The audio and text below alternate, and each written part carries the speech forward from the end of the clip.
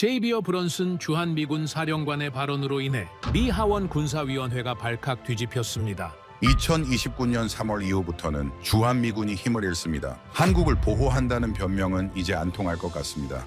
그동안 막연히 한국을 압박하던 정치적 구호가 현실화되는 순간이었는데요. 이는 미국의 군사 전략이 근본적으로 힘을 잃게 된다는 뜻이었죠. 심지어 이 발언 직후 백악관 국가안보 의원들은 즉시 비공개 회의를 소집했고 한반도 관련 최고 등급 시뮬레이션이 긴급 가동되었습니다. 그런데 충격적인 결과가 보고되었는데요. 미군 개입 없이 72시간 이내에 한국 단독으로 전쟁 통제 가능하다고 나옵니다. 도대체 한국의 국방력이 어디까지 도달하게 된 것이었을까요? 전쟁의 폐허 속에서 도움을 받던 나라가 평화를 강제하는 존재로 바뀐 이유. 지금 바로 그 72시간 시뮬레이션의 충격적인 결과를 낱낱이 공개하겠습니다. 이야기를 시작하기 앞서 사연 속의 제작에 힘이 되는 구독과 좋아요 부탁드립니다.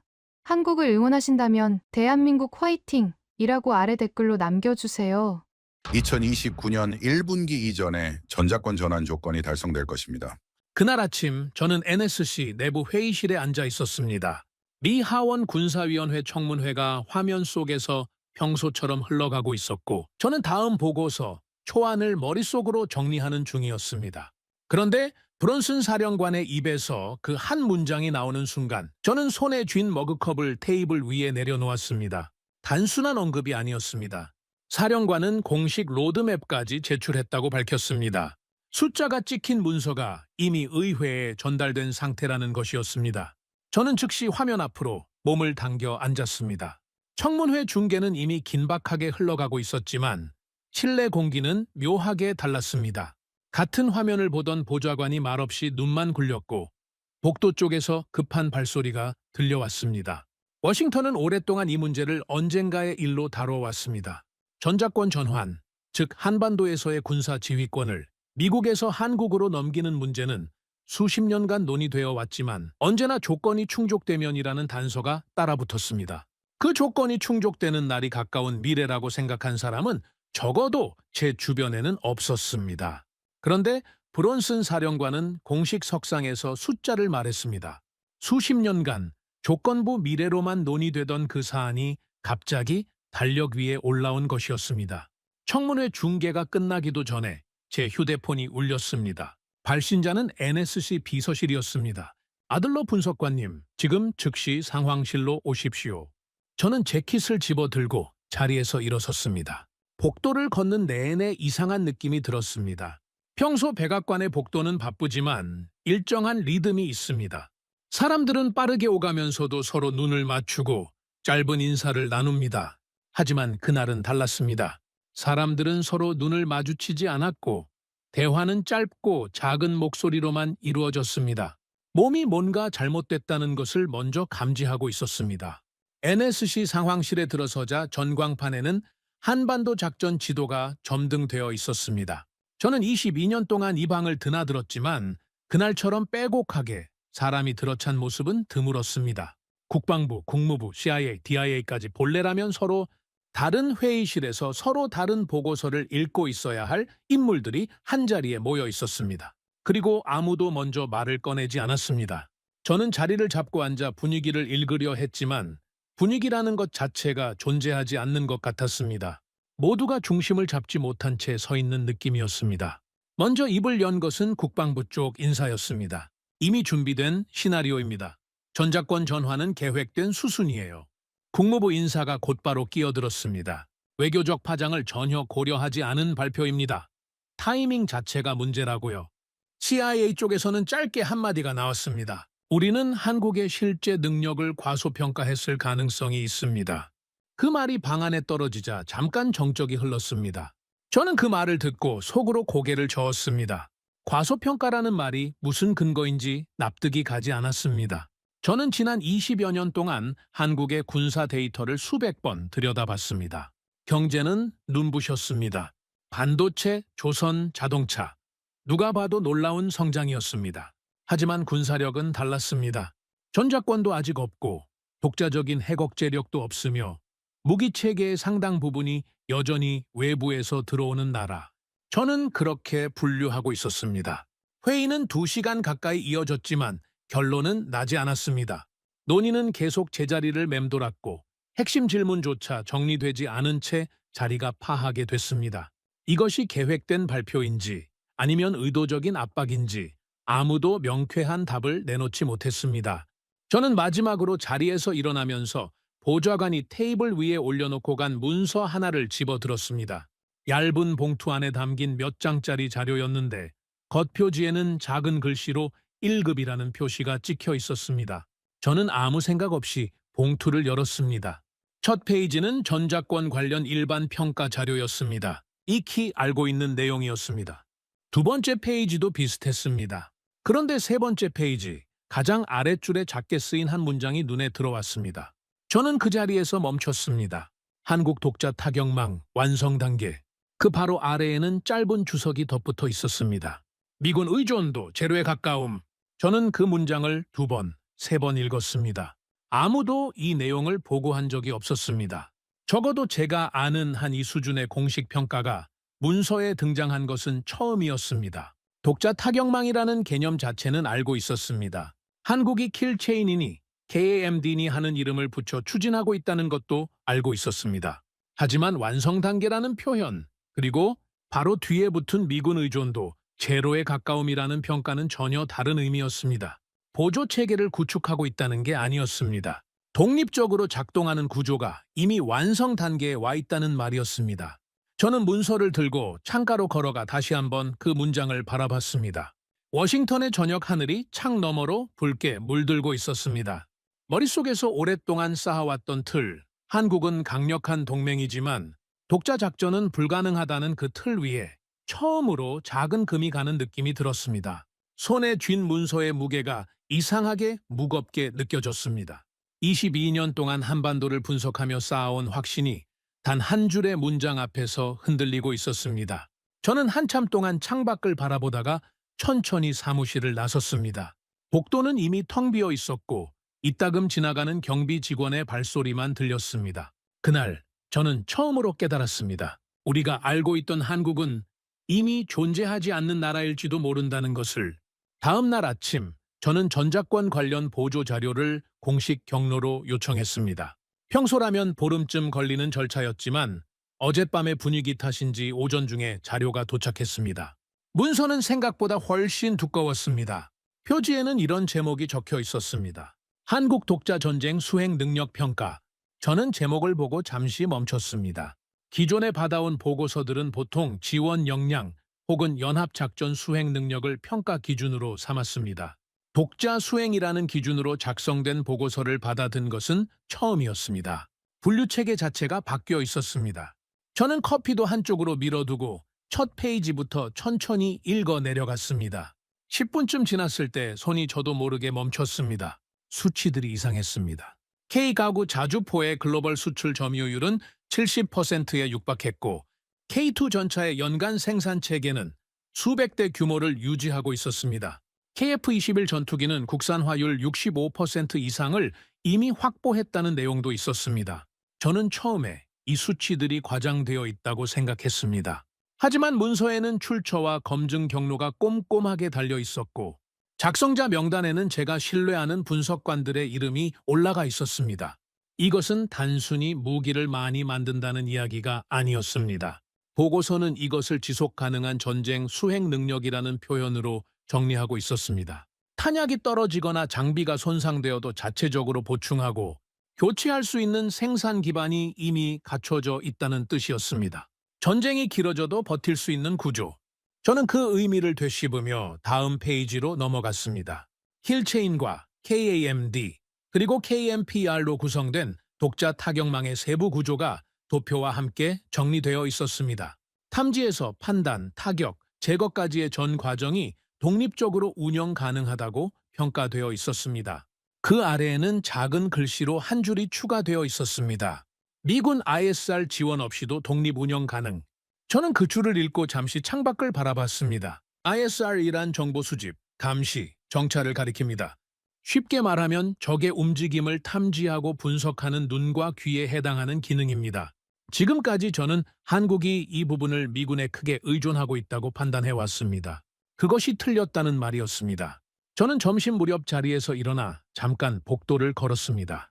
머릿속에서 숫자들이 자꾸 겹쳐 돌아갔습니다. 오후에는 비공식 자리에서 일본 외교관 다나카 히로시를 만났습니다. 그는 워싱턴에서 오래 활동해온 인물로 한국 문제에 있어 항상 신중하고 조심스러운 입장을 고수하는 사람이었습니다. 그가 먼저 말을 꺼냈습니다. 한국은 아직 위험합니다. 정치적 변수가 크고 내부 의사결정 구조도 불안정하지 않습니까? 저는 고개를 끄덕였습니다. 불과 어제까지만 해도 저도 비슷한 입장이었습니다. 하지만 오늘 아침 읽은 수치들이 머릿속에서 자꾸 걸렸습니다. 저는 보고서 일부를 꺼내 다나카에게 보여줬습니다. K9 점유율 수치, KF21 국산화 비율, 타격망 독립 운영 평가. 다나카는 말없이 숫자들을 들여다봤습니다. 그리고 표정이 달라졌습니다. 평소에 절제된 외교관 얼굴이 아니었습니다. 미간이 좁아지고 눈빛에 뭔가 흔들림이 생겼습니다. 이건 우리가 가진 수치와 다릅니다. 그 말이 오히려 더 충격이었습니다.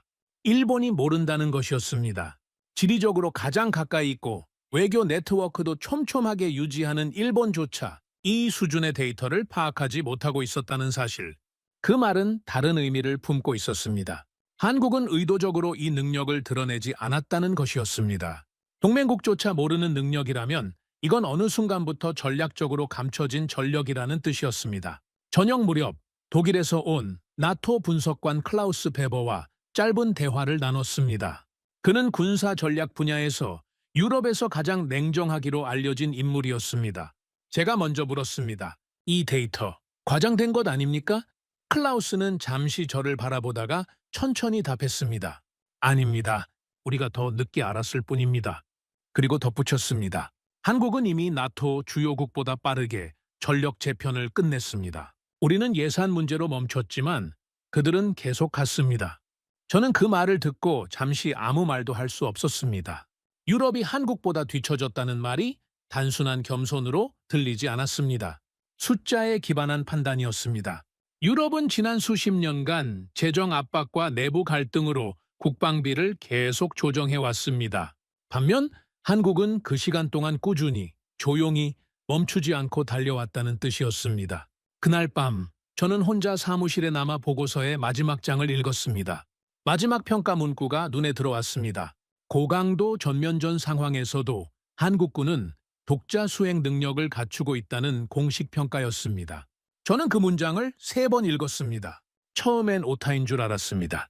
두 번째엔 전체 맥락을 다시 확인했습니다. 세 번째엔 그냥 멍하니 문장을 바라봤습니다. 이 문구가 공식 평가 문서에 들어간다는 것의 의미를 저는 너무 잘 알고 있었습니다.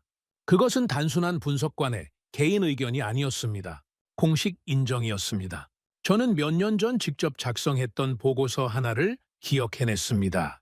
한국 단독 작전 가능성을 평가하던 문서였는데 당시 제가 내린 결론은 단호했습니다. 한국 단독 전면전 수행 불가. 그 문서와 지금 눈앞에 있는 문서는 완전히 다른 나라를 이야기하고 있었습니다. 같은 이름을 가진 그러나 전혀 다른 존재가 되어버린 나라. 사무실 조명이 하나둘 꺼지고 복도가 조용해지는 소리가 들렸습니다. 저는 보고서를 덮지 못한 채 한동안 그 자리에 앉아 있었습니다. 그럼 우리가 틀렸다는 건가? 그 질문이 머릿속을 떠나지 않았습니다. 20년이 넘는 시간 동안 쌓아온 판단, 수십 번의 보고서에 반복해서 적어온 결론이 한 장의 문서 앞에서 무너지고 있었습니다. 그날 밤 저는 처음으로 확신했습니다. 이건 단순한 군사력의 문제가 아닙니다. 한국은 우리가 설계해온 질서 밖에서 조용히 그리고 매우 철저하게 움직이고 있었습니다. 그날 이후 저는 잠을 제대로 자지 못했습니다. 보고서에서 읽은 수치들이 자꾸 머릿속을 맴돌았습니다. 독자 타격망, 완성 단계, 미군 의존도, 제로에 가까움. 그 두 문장이 잠들기 직전까지 눈앞에 어른거렸습니다. 사흘 뒤 저는 한국 관련 자료를 더 요청했습니다. 이번에는 단순한 보고서가 아니었습니다. 실제 작전 시뮬레이션 데이터에 접근할 수 있는 권한을 따로 신청했습니다. 담당 부서에서 처음에는 난색을 표했습니다. 하지만 전날 상황실에서 오간 논의의 흐름 덕분인지 이틀 만에 접근 허가가 떨어졌습니다. 내부 코드명은 고스트 체인 시뮬레이션이었습니다. 미군 개입이 제로인 상태를 전제로 북한 전면 도발 시나리오를 입력해 한국군 단독 대응 능력을 검증하는 시뮬레이션이었습니다. 저는 데이터 파일을 열면서 손이 약간 떨렸다는 것을 나중에야 알아챘습니다. 첫 번째 항목은 현무 5 분석이었습니다. 탄두 중량은 8톤에서 9톤 사이, 지하 수백 미터 깊이의 강화 벙커를 관통할 수 있는 수준이었습니다. 저는 화면을 읽으면서 자꾸 눈이 그 숫자 위에서 멈췄습니다. 이건 전술 무기가 아니었습니다. 전술 무기란 특정 전투 상황에서 국지적인 효과를 내는 것입니다. 하지만 현무호가 겨냥하는 것은 전장의 일부가 아니었습니다. 핵지휘본부, 장거리 미사일 거점, 지하 깊숙이 숨겨진 전략 자산들, 그것들을 직접 제거할 수 있는 무기였습니다. 이건 전략 무기였습니다. 저는 속으로 중얼거렸습니다. 핵이 없어도 핵이나 마찬가지라고. 다음 항목은 킬체인 작동 시간이었습니다. 탐지에서 판단, 그리고 타격 명령까지 걸리는 전체 시간이 기존 대비 절반 이하로 단축되어 있었습니다. 숫자만 보면 그냥 빠른 것처럼 보일 수 있습니다. 하지만 군사 분야에서 이 시간 단축이 갖는 의미는 완전히 다릅니다. 탐지부터 타격까지의 시간이 짧아진다는 것은 상대가 대응할 수 있는 여지가 사라진다는 뜻입니다. 적은 움직임을 들키는 순간 이미 늦습니다. 피할 시간도, 방역을 준비할 시간도 없습니다. 저는 그 개념을 떠올리며 한동안 화면에서 눈을 들지 못했습니다. 이건 전쟁이 아니라 처형이라는 생각이 들었습니다. 상대에게 선택의 여지를 주지 않는 구조였습니다. 세 번째는 에사레이더 국산화 데이터였습니다. 에사레이더는 현대 전투기의 핵심 장비로 여러 방향의 목표물을 동시에 탐지하고 추적하는 고성능 장치입니다. 문제는 이것이 개발하기 극도로 까다롭고 비용이 막대하다는 점에 있습니다. 유럽의 주요국들이 이 기술 개발에서 예산 부족과 기술적 난관으로 속도를 내지 못하고 있는 와중에 한국은 경쟁국 대비 10분의 1 수준의 비용으로 자체 생산 체계를 구축해놓고 있었습니다. 더구나 단순히 생산에 그치는 것이 아니라 지속적인 업그레이드가 가능한 구조였습니다. 클라우스 베버가 다시 머릿속에 떠올랐습니다. 우리는 예산 때문에 멈췄지만 한국은 계속 갔다. 그의 말이 이제는 다른 무게로 다가왔습니다. 이어서 K9 자주포 실전 시뮬레이션 데이터를 열었습니다.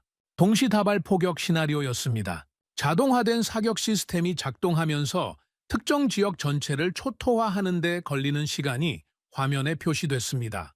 분 단위였습니다. 저는 그 숫자를 보고 잠시 화면에서 시선을 돌렸습니다. 평소라면 냉정하게 수치를 분석하는 것이 제 역할입니다. 하지만 그 순간은 달랐습니다. 지도 위에 표시된 범위와 시간이 결합되는 순간, 단순한 숫자가 아니라 실제 전장이 그려지기 시작했습니다. KF-21 전투기 데이터도 이어서 살펴봤습니다. 완전한 스텔스 기능이 탑재된 완성형이라고는 할 수 없었습니다. 하지만 이 전투기의 가장 큰 특징은 성능 그 자체가 아니었습니다. 확장형 플랫폼이라는 구조였습니다. 한국이 원하는 방향으로 필요에 따라 계속 개량할 수 있도록 설계된 기체였습니다. 이건 완성형 무기가 아니었습니다. 진화하는 무기였습니다. 생산하면 끝이 아니라 시간이 지날수록 더 강해지도록 만들어진 구조. 저는 그 개념이 머릿속에서 자리를 잡는데 몇 분이 걸렸습니다. 그리고 고스트 체인 시뮬레이션의 최종 결과 화면이 열렸습니다. 조건은 명확했습니다. 미군 개입 없음, 북한 전면 도발, 미사일 동시 발사, 장사정포 집중 공격, 특수부대 침투까지 포함된 최악의 시나리오였습니다. 그 조건 아래에서 한국군 단독 대응 결과가 출력되었습니다. 한국 단독 72시간 내 전황 장악. 저는 숨이 멈추는 것을 느꼈습니다. 손으로 보고서 화면을 넘기려다 그냥 멈췄습니다. 72시간, 약 3일입니다. 단 3일 안에 전황을 장악한다는 것이었습니다. 그것도 미군의 도움 없이. 저는 그 숫자를 보면서 머릿속이 조용해지는 이상한 감각을 느꼈습니다. 분노도 놀람도 아니었습니다. 충격이 너무 클 때 오히려 아무런 감정도 올라오지 않는 그런 상태였습니다. 그날 저녁 다나카와 클라우스를 함께 만났습니다. 두 사람에게 고스트 체인 시뮬레이션 결과를 언급하자 반응이 갈렸습니다. 다나카는 눈빛이 흔들렸습니다. 이건 균형이 아닙니다. 붕괴입니다. 지역 전체의 힘의 구도가 완전히 흔들리는 거예요. 클라우스는 잠시 침묵하다가 짧게 말했습니다. 이미 붕괴됐습니다. 우리가 늦게 알았을 뿐이에요. 저는 두 사람의 말 사이에서 아무 말도 하지 못했습니다. 다나카가 동요하는 것은 이해할 수 있었습니다. 일본 입장에서 한국이 독자적인 전략 타격 능력을 갖추는 것은 단순한 지역 군사 문제가 아닙니다. 지정학적 계산 전체가 달라집니다. 하지만 클라우스의 말이 더 무거웠습니다. 그는 감정이 아닌 사실로 말하는 사람이었습니다. 이미 붕괴됐다는 그의 말은 개인적인 우려가 아니라 현실 판단이었습니다. 숙소로 돌아와 저는 한참 동안 어둠 속에 앉아 있었습니다. 머릿속에서 20년간 쌓아온 분석틀이 하나씩 떼어지는 느낌이 들었습니다. 강한 동맹은 미국에 유리하다. 저는 그 명제를 수십 번 보고서에 적어왔습니다. 그런데 그 명제 뒤에는 전제 하나가 있었습니다. 동맹은 우리의 통제 범위 안에 있어야 한다는 것. 그리고 지금 그 전제가 무너지고 있었습니다. 킬체인이 독립적으로 작동하고 독자 타격망이 완성되고 72시간 안에 전황을 장악하는 나라. 그것을 우리는 지금까지 동맹이라 불렀습니다. 하지만 그 단어가 더 이상 맞지 않는다는 느낌이 들었습니다. 동맹이라는 말은 서로 의지하는 관계를 전제합니다. 그런데 한쪽이 더 이상 의지할 필요가 없어진다면 그 관계는 무엇이라고 불러야 할까요? 저는 그 질문 앞에서 처음으로 두려움과 비슷한 것을 느꼈습니다. 우리는 누구를 보호하고 있었던 걸까요? 아니, 더 정확하게 말하면 우리는 무엇을 만들고 있었던 걸까요? 나는 그날 밤 처음으로 인정했습니다. 한국은 더 이상 우리가 통제할 수 있는 존재가 아니었습니다. 아니, 애초에 우리는 그들을 이해한 적조차 없었습니다. 고스트 체인 시뮬레이션 결과가 내부적으로 공유된 지 사흘 만에 백악관에서 비공개 전략회의가 소집됐습니다. 저는 NSC 수석 분석관 자격으로 참석 통보를 받았습니다. 회의 주제는 간단하게 표기되어 있었습니다. 한국 전작권 전환 이후 전략 재설계. 하지만 회의실 안의 공기는 그 표현보다 훨씬 무거웠습니다. 제가 자리에 앉으면서 첫 번째로 느낀 것은 이 자리가 이전과 다르다는 것이었습니다. 평소 전략 회의에는 논의의 방향이 어느 정도 정해져 있습니다. 사전에 조율이 되고 각 부처는 자신의 입장을 정리해서 들어옵니다. 그런데 그날은 달랐습니다. 자리마다 팽팽하게 다른 긴장감이 흘렀습니다. 이건 동맹 논의가 아니었습니다. 통제대 방치, 두 선택지 사이에서 정부 내부가 갈라지고 있었습니다. 국방부 인사가 먼저 입장을 제시했습니다. 한국은 이미 준비됐습니다. 전작권 전환은 자연스러운 수순이에요. 우리는 병력을 다른 전략 지점으로 이동해야 합니다. 그 말의 진짜 속뜻은 명확했습니다. 한반도에 묶여있던 전력을 해방시켜 중국을 집중적으로 견제하는 데 쓰겠다는 것이었습니다. 전작권 전환은 단순히 한국의 권한을 넘기는 게 아니라 미국의 전략 자산을 재배치하는 기회이기도 했습니다.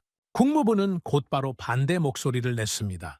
한국의 독자 군사력은 이미 통제 가능한 변수가 아닙니다. 핵잠수함 기술까지 이전이 논의되는 상황에서 전면 전환을 허용하면 지역 균형이 무너집니다. 그리고 한마디를 더 붙였습니다. 동맹이 아니라 지역 패권국이 됩니다. 그 말이 방안에 떨어지는 순간 잠깐 침묵이 생겼습니다.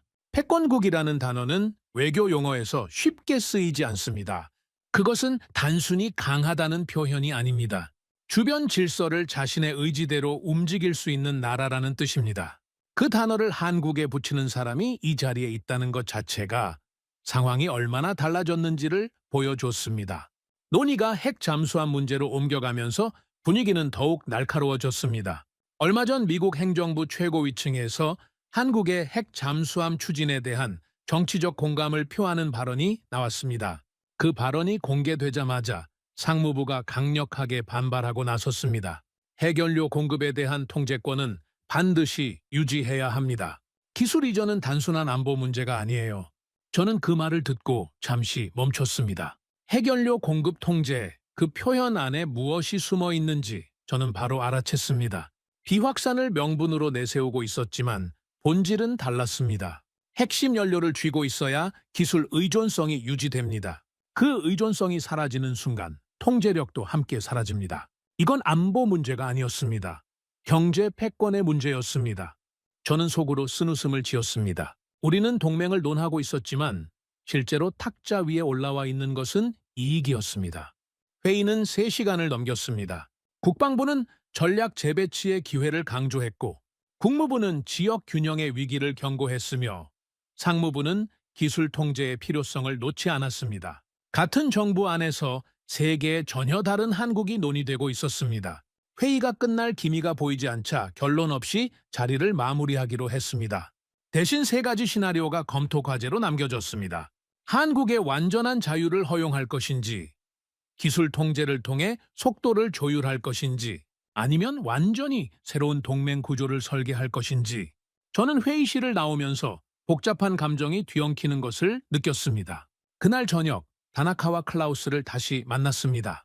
이번에는 셋이서 조용한 자리를 따로 잡았습니다. 다나카가 먼저 입을 열었는데 평소에 그답지 않게 목소리에 불안이 섞여 있었습니다. 한국이 핵잠수함까지 갖게 되면 일본의 안보 전략은 전면 재검토가 필요합니다. 그건 단순한 군비 경쟁이 아니에요. 일본 입장에서는 존재 자체의 위협입니다. 클라우스는 차를 한 모금 마시고 나서 답했습니다. 이미 늦었습니다. 그들은 멈추지 않아요. 멈출 이유도 없고 멈출 의지도 없습니다.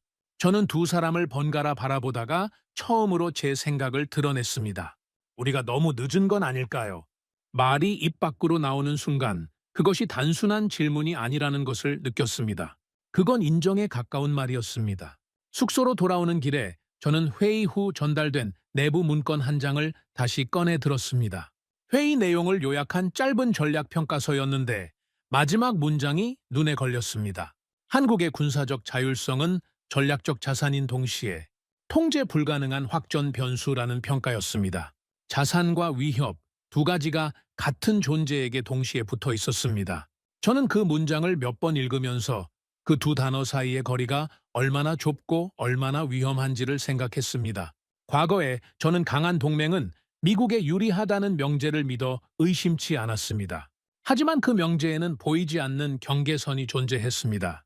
어느 선을 넘으면 강한 동맹은 관리할 수 없는 변수로 바뀝니다. 한국은 지금 그 선을 막 건너고 있는 것일까요? 아니면 이미 건넌 것일까요? 저는 그 질문에 답할 수 없었습니다. 그리고 그 불확실함이 지금껏 느껴본 것 중 가장 불편한 종류의 감각이었습니다. 방에 돌아와 조명도 켜지 않은 채 창가에 서 있었습니다. 워싱턴의 밤은 항상 밝습니다. 도시 전체가 빛나고 있어서 진짜 어둠이 어디 있는지 알기 어렵습니다. 그날 밤 저는 그 빛들을 바라보면서 우리가 설계해온 세계 질서가 한국이라는 변수 하나로 무너질 수도 있다는 사실을 조용히 받아들이기 시작했습니다. 받아들이는 것과 이해하는 것은 다릅니다. 저는 여전히 이해하지 못했습니다. 하지만 더 이상 부정할 수는 없었습니다. 그날 이후 저는 더 이상 확신할 수 없었습니다. 우리가 설계해온 세계 질서가 한국이라는 변수 하나로 무너질 수도 있다는 사실을. 백악관 내부 회의가 결론 없이 끝난 다음 날 저는 방향을 바꿨습니다. 지금까지 저는 한국 군사력의 수치와 성능을 분석해왔습니다. KEO가 얼마나 강한지, KF-21이 어느 수준인지, 킬체인이 얼마나 빠른지. 하지만 그 질문들은 어쩌면 잘못된 방향이었습니다. 진짜 물어야 할 질문은 따로 있었습니다. 어떻게 이 속도로 여기까지 왔는가? 한국이 이 수준에 도달하기까지의 방식, 즉 획득 전략을 파고들기 시작했습니다. 처음 눈에 띈 것은 조기 경보기 사업 구조였습니다. 표면적으로는 단순한 도입 사업처럼 보였습니다. 하지만 세부 구조를 들여다보면 이야기가 달라졌습니다. 플랫폼은 미국 것이었습니다. 핵심 레이더는 이스라엘에서 왔습니다. 그런데 조립과 통제는 한국이 직접 했습니다. 처음에는 그냥 여러 나라에서 부품을 가져다 조립한 것처럼 보였습니다. 하지만 통제라는 단어가 계속 마음에 걸렸습니다. 기술을 외부에서 가져오더라도 운용의 주도권이 어디에 있느냐에 따라 결과가 완전히 달라집니다. 미국이 플랫폼을 제공하고 이스라엘이 레이더를 붙이더라도 그것을 실제로 움직이고 운용하는 사람이 한국인이라면 시간이 지나면서 노하우는 한국에 쌓입니다. 의존하는 것처럼 보이지만 실제로는 흡수하고 있는 구조였습니다. 저는 그 패턴이 하나에 그치지 않는다는 것을 곧 알게 됐습니다. 사례를 하나씩 추적할수록 같은 방식이 반복되고 있었습니다. 기술은 외부에서 가져옵니다. 하지만 핵심 통제 권한은 내부에 둡니다. 그리고 시간이 지나면 완전히 내재화합니다. 저는 이 패턴을 들여다보면서 머릿속에서 무언가가 딸깍 맞아 들어가는 감각을 느꼈습니다. 이건 단순한 기술 도입이 아니었습니다. 의존처럼 위장한 흡수였습니다. 그날 오후 클라우스가 잠깐 사무실로 들렀습니다. 그는 제가 펼쳐놓은 자료들을 보더니 잠시 서서 바라봤습니다. 우리는 기술을 샀습니다. 한국은 시간을 샀습니다. 짧은 한마디였지만 그 안에 모든 것이 담겨 있었습니다. 유럽 나라들, 그리고 미국도 마찬가지였습니다. 우리는 완성된 것을 원했습니다. 지금 당장 쓸 수 있는 것, 지금 당장 강한 것. 하지만 한국은 달랐습니다. 지금 당장 최강이 아니어도 괜찮았습니다. 10년 뒤에 독자적으로 만들 수 있는 구조를 지금 사고 있었습니다. 현재를 산 것이 아니라 미래를 산 것이었습니다. 다나카가 그 말을 옆에서 듣다가 초조한 듯 끼어들었습니다. 저 방식이라면 결국 따라잡을 수가 없습니다. 처음엔 뒤처진 것처럼 보이다가 어느 순간 앞서 있게 되는 거잖아요. 저는 그 말에 반박할 수가 없었습니다. F-35와 KF-21을 비교하는 분석 자료를 그 자리에서 펼쳐봤습니다. F-35는 즉시 전력입니다. 지금 이 순간 세계 최강의 완성형 전투기입니다. 미국이 공들여 개발하고 동맹국들에 판매하는 방식이었습니다. 반면 KF-21은 달랐습니다. 지금 당장 F-35보다 강하다고 할 수 없습니다. 하지만 이 기체는 처음부터 성장을 전제로 설계됐습니다. 무장 체계를 바꿀 수 있고 레이더를 교체할 수 있으며 소프트웨어를 업그레이드할 수 있습니다. 한국이 원하는 방향으로 한국의 필요에 맞게 계속 발전시킬 수 있는 플랫폼이었습니다. 미국은 강한 무기를 팔았습니다. 한국은 미래를 만들었습니다. 저는 그 대비가 눈앞에 선명하게 그려지는 순간 이상하게도 허탈한 기분이 들었습니다. 우리가 동맹국들의 무기를 판매하는 것은 단순히 경제적 이익만을 위한 것이 아닙니다. 기술 의존성을 유지함으로써 전략적 영향력을 이어가려는 계산도 있습니다. 그런데 한국은 그 구조를 조용히 그리고 꾸준히 깨고 있었습니다. 겉으로는 협력하는 것처럼 보이면서 안으로는 독립을 준비하고 있었습니다. 다음으로 주목한 것은 틸트로터 헬기 사업이었습니다. 이 사업의 핵심은 단순한 구매 계약이 아니었습니다. 공동개발 구조가 명시되어 있었습니다. 공동개발이란 단순히 돈을 함께 내는 것이 아닙니다. 설계 과정에 참여하고 기술 자료를 공유받으며 생산 노하우를 축적하는 것입니다. 복합 소재 기술, 비행 제어 시스템, 로터 설계까지 한국은 이 사업을 통해 독자 헬기 개발에 필요한 핵심 기술들을 체계적으로 확보하고 있었습니다. 지금은 공동 개발이지만 다음 세대는 독자 개발입니다. 저는 그 흐름이 보이는 순간 등골이 서늘해지는 것을 느꼈습니다. 그리고 나서 저는 한 발 더 물러서서 전체 그림을 바라봤습니다. 개별 사업들을 하나씩 보면 각각 합리적인 협력처럼 보입니다. 하지만 패턴으로 묶어서 보면 전혀 다른 그림이 그려졌습니다. 탐지, 판단, 타격, 데이터 축적, 다시 개선. 이 순환 구조가 한국의 전력 전체에 걸쳐 작동하고 있었습니다. 전쟁을 수행할수록 데이터가 쌓이고 그 데이터로 시스템이 개선되며 개선된 시스템이 다음 전쟁을 더 효율적으로 수행합니다. 싸울수록 강해지는 구조였습니다. 저는 그 개념 앞에서 한참 동안 멈췄습니다. 이건 무기가 아니었습니다. 살아있는 시스템이었습니다. 이걸 멈출 수 있는 방법이 있나? 저는 혼자 중얼거렸습니다. 그리고 스스로 답을 찾지 못했습니다. 기술을 통제하면 될까요? 하지만 이미 내재화된 기술은 통제할 수 없습니다. 수출 규제를 강화하면 될까요? 하지만 이미 독자 생산 체계를 갖춘 분야들은 외부 공급이 끊겨도 버틸 수 있습니다. 동맹 관계를 재조정하면 될까요? 하지만 그것은 오히려 한국을 더 빠르게 완전 독립으로 밀어넣는 결과가 될 수 있었습니다. 어떤 카드를 꺼내도 답이 없었습니다. 아니, 어쩌면 처음부터 이 질문 자체가 잘못된 것이었는지도 모릅니다. 멈춰야 할 무언가가 있다는 전제 자체가 틀렸을 수도 있었습니다. 클라우스가 나가면서 문 앞에서 마지막으로 한마디를 남겼습니다. 이건 막을 수 있는 종류의 문제가 아닙니다. 그 문이 닫히고 나서 저는 한참 동안 그 말을 되씹었습니다. 한국은 강한 나라가 아니었습니다. 더 무서운 존재였습니다. 시간이 지날수록 더 강해지고 시간이 지날수록 더 독립적이 되며 시간이 지날수록 우리의 영향력 밖으로 멀어지는 나라. 그 순간 저는 확신했습니다. 한국은 강한 나라가 아닙니다. 더 무서운 존재입니다. 시간이 지날수록 절대 따라잡을 수 없는 나라입니다. 깨달음이 차에 정리되기도 전에 저는 새로운 소집 통보를 받았습니다. 이번에는 NSC 일반 회의가 아니었습니다. 백악관 내부에서 극소수에게만 열람이 허가된 비밀 워게임이었습니다. 코드명은 태평양 분열 시나리오. 저는 그 이름을 처음 들었을 때 가슴이 조여드는 것을 느꼈습니다. 워게임 브리핑 자료에는 전제 조건이 3가지로 명시되어 있었습니다. 첫 번째, 대만 해협에서 무력 충돌이 발생합니다. 두 번째, 미군 주력 전력이 서쪽으로 이동합니다. 세 번째, 주한미군은 즉시 재배치됩니다.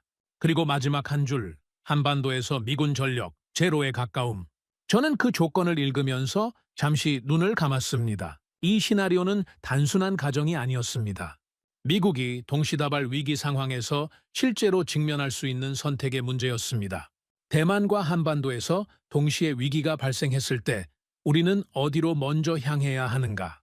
그 질문에 대한 답이 이미 내부적으로 도출되어 있었고 그 답이 이 시나리오 안에 담겨 있었습니다.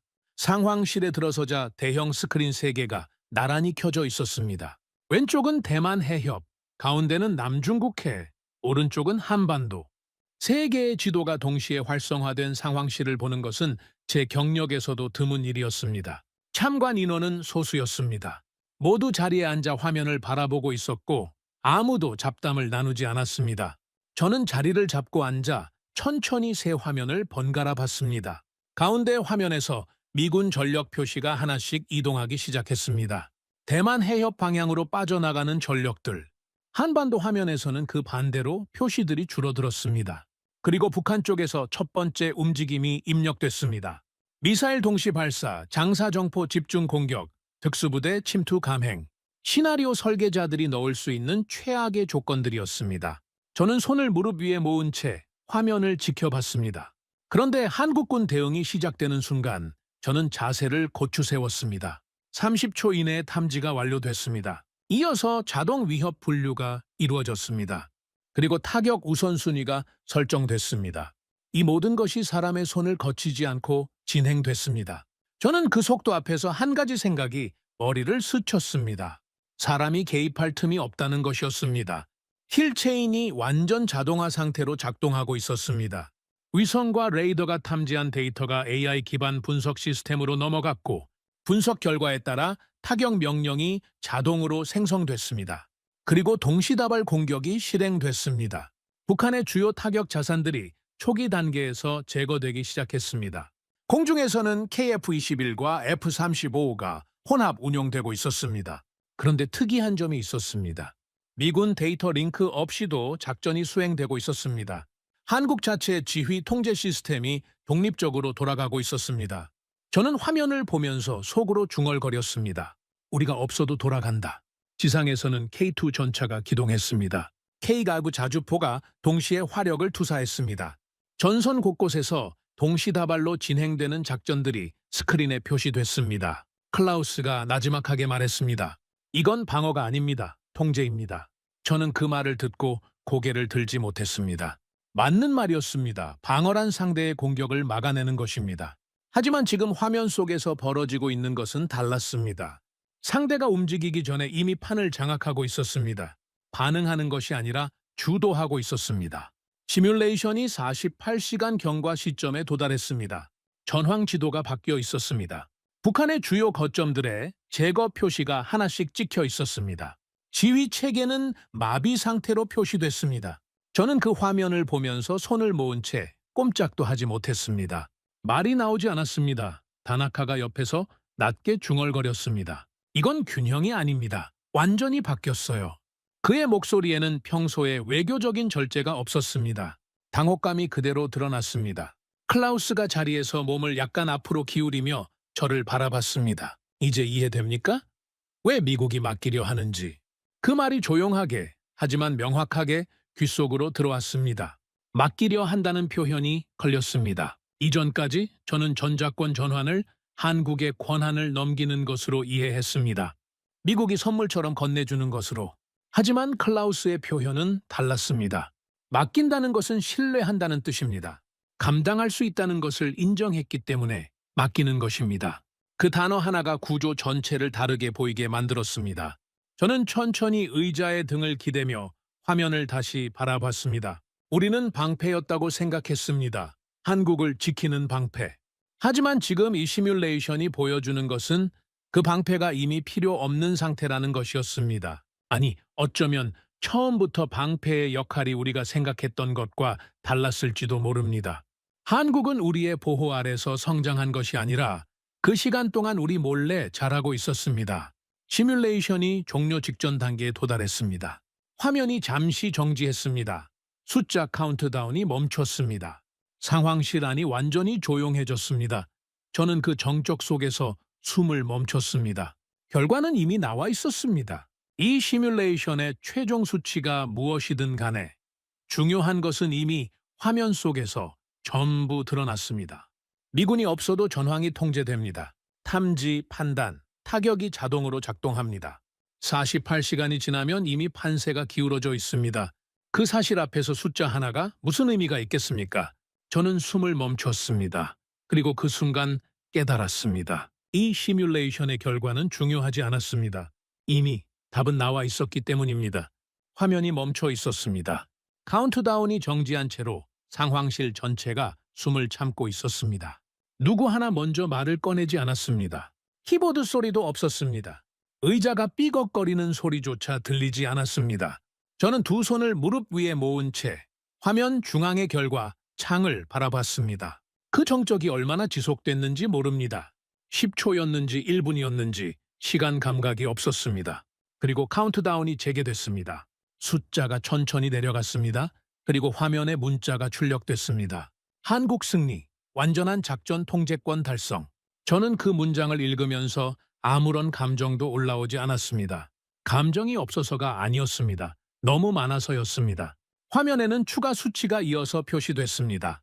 전황 장악 시간 72시간 이내, 핵심 지휘부 무력화, 완료, 전면 확전 가능성, 차단, 72시간이었습니다. 단 72시간 안에 전황이 완전히 장악된다는 결과였습니다. 미군 개입 없이, 외부 지원 없이, 오로지 한국군 단독으로. 상황실 안은 여전히 조용했습니다. 아무도 박수를 치지 않았습니다. 아무도 환호하지 않았습니다. 반박도 없었습니다. 그 침묵 자체가 가장 강한 인정이었습니다. 숫자 앞에서 아무도 아무 말도 할 수 없었던 것입니다. 국방부 인사가 먼저 입을 열었습니다. 이건 더 이상 가정이 아닙니다. 우리는 이미 역할을 넘겨도 됩니다. 그 말 안에 오랫동안 유보되어 왔던 인정이 담겨 있었습니다. 국무부 쪽에서는 다른 반응이 나왔습니다. 이건 너무 빠릅니다. 통제 장치가 없어요. 하지만 그 말도 이전과는 달리 힘이 없었습니다. 이미 결과가 나온 뒤에 우려는 설득력을 잃습니다. 다나카는 아무 말도 하지 않았습니다. 저는 그를 바라봤습니다. 그는 고개를 숙인 채 화면에서 눈을 떼지 않았습니다. 표정이 없었습니다. 아니, 표정이 너무 많아서 어느 것도 읽히지 않았습니다. 잠시 뒤 그가 낮게 중얼거렸습니다. 이건 새로운 질서입니다. 클라우스는 짧게 한마디만 했습니다. 이제 인정해야 합니다. 저는 두 사람의 말을 들으면서 머릿속에서 플래시백이 일어나는 것을 느꼈습니다. 몇 년 전 제가 직접 작성했던 보고서의 결론 문장이 떠올랐습니다. 한국 단독 전면전 수행 불가, 미군 개입 없이는 전쟁 수행 불가능. 그 문장들이 지금 이 화면 앞에서 하나씩 무너지고 있었습니다. 제가 틀렸습니다. 단순히 예측이 빗나간 것이 아니었습니다. 분석의 전제 자체가 잘못되어 있었습니다. 저는 한국을 보호가 필요한 나라로 분류했습니다. 그 분류를 바탕으로 수십 번의 보고서를 썼고 수십 번의 회의에서 같은 논리를 반복했습니다. 그리고 그 논리는 처음부터 현실과 어긋나 있었습니다. 한국은 조용히 우리 모르게 우리와 완전히 다른 방향으로 걸어가고 있었습니다. 저는 자리에서 일어나 창 쪽으로 걸어갔습니다. 유리 너머로 워싱턴의 밤이 펼쳐져 있었습니다. 도시의 빛들이 늘 그렇듯 균일하게 퍼져 있었습니다. 하지만 그날 밤의 그 빛들은 왠지 이전과 달리 보였습니다. 이 도시가 설계해온 질서, 동맹구조, 전략 배치, 모든 것이 하나의 거대한 가정 위에 세워져 있었다는 것이 보이기 시작했습니다. 그리고 그 가정 중 하나가 지금 막 해체됐습니다. 회의가 마무리되고 나서 저는 혼자 상황실에 남았습니다. 경비 직원이 조명을 절반쯤 끄고 나갔습니다. 어둑한 상황실에 노트북 화면만 켜져 있었습니다. 저는 자리에 앉아 빈 문서를 열었습니다. 백악관 공식 보고서 양식이었습니다. 저는 커서가 깜빡이는 것을 한참 바라봤습니다. 그리고 첫 문장을 입력하기 시작했습니다. 한국은 독자적인 전 영역 전쟁 수행 능력을 보유하고 있다. 저는 손을 멈췄습니다. 이 문장을 공식 보고서에 입력한다는 것이 무엇을 의미하는지 알고 있었습니다. 지금까지 쌓아온 모든 판단을 스스로 뒤집는 것이었습니다. 22년의 경력, 수백 페이지의 보고서, 수십 번의 회의. 그 모든 것과 반대되는 문장을 지금 직접 적고 있었습니다. 저는 잠시 눈을 감았다가 다시 뜨고 두 번째 문장을 입력했습니다. 미국의 전략적 태세는 그에 맞게 조정되어야 한다. 엔터키를 누르는 손끝이 무거웠습니다. 그것은 단순한 정책 권고가 아니었습니다. 미국이 자신의 역할을 스스로 재정의해야 한다는 선언이었습니다. 저는 문서를 저장하고 노트북을 닫았습니다. 상황실의 어둠 속에서 잠시 앉아 있었습니다. 우리는 동맹을 키운 것이 아니었습니다. 그것이 마지막 깨달음이었습니다. 우리는 한국이 우리를 필요로 하는 나라라고 믿으며 22년을 보냈습니다. 하지만 한국은 우리와 함께 걷는 동안 이미 자신의 길을 만들고 있었습니다. 의존하는 척하면서 독립을 준비했고 협력하는 척하면서 기술을 내재화했으며 보호받는 척하면서 스스로를 무장했습니다. 우리는 그것을 뒤늦게 보고 있었습니다. 나는 마지막 문장을 입력하고 손을 멈췄습니다. 그리고 천천히 깨달았습니다. 우리가 지켜온 세계는 끝났고 새로운 중심이 이미 만들어졌다는 것을.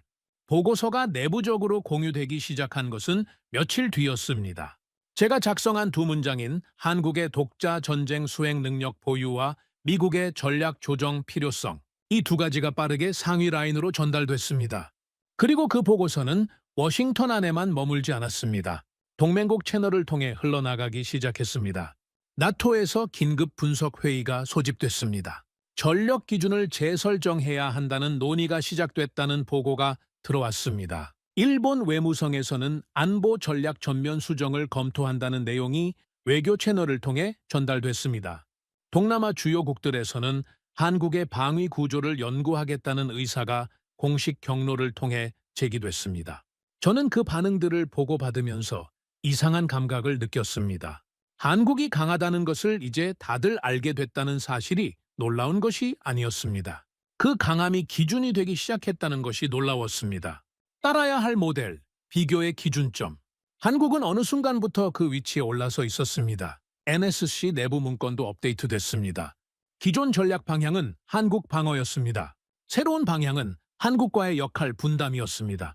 두 단어의 차이가 보이십니까? 방어하는 대상이 아니라 역할을 나누는 파트너. 그 개념의 전환이 문건 한 줄에 담겨 있었습니다. 주한미군의 개념도 재정의되기 시작했습니다. 기존에는 한반도 방어 핵심 전력이었습니다. 하지만 새로운 논의 방향은 달랐습니다. 인도태평양 기동 전력. 한국이 전선을 유지하면 미국은 외부로 확장한다. 그것이 새로운 역할 분배였습니다. 저는 그 개념이 처음 제안됐을 때 반사적으로 거부감을 느꼈습니다. 하지만 곧 그 거부감이 어디서 오는지를 알아챘습니다. 저는 오랫동안 미국이 중심이라는 전제 위에서 모든 것을 분석해왔습니다. 그 전제가 흔들리는 것이 불편했던 것입니다. 하지만 불편하다고 해서 사실이 달라지는 것은 아니었습니다. 다나카를 마지막으로 만난 것은 그 무렵이었습니다. 그는 며칠 사이에 눈에 띄게 달라진 모습이었습니다. 평소에 정제된 외교관 표정이 아니었습니다. 뭔가를 받아들이려고 애쓰는 사람의 얼굴이었습니다. 우리는 한국을 다시 봐야 합니다. 그가 먼저 말을 꺼냈습니다. 저는 잠시 그를 바라봤습니다. 며칠 전까지만 해도 한국은 아직 위험하다고 말하던 사람이었습니다. 그가 이 말을 하기까지 얼마나 많은 내면의 충돌이 있었을지가 보였습니다. 클라우스는 그 자리에서도 짧게 말했습니다. 이미 늦었습니다. 이제는 배워야 합니다. 배운다는 표현이 귀에 남았습니다.